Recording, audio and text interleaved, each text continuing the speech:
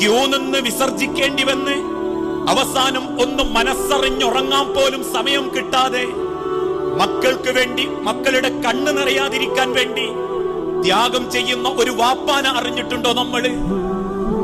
ലോകത്തിന്റെ തിരുദൂതൻ അതുകൊണ്ടാ പഠിപ്പിച്ചതും വഖളാ റബ്ബുക അല്ലാ തഅബുദു ഇല്ലാ ഇയ്യാഹു വബിൽ വാലിദൈനി ഇഹ്സാനാ.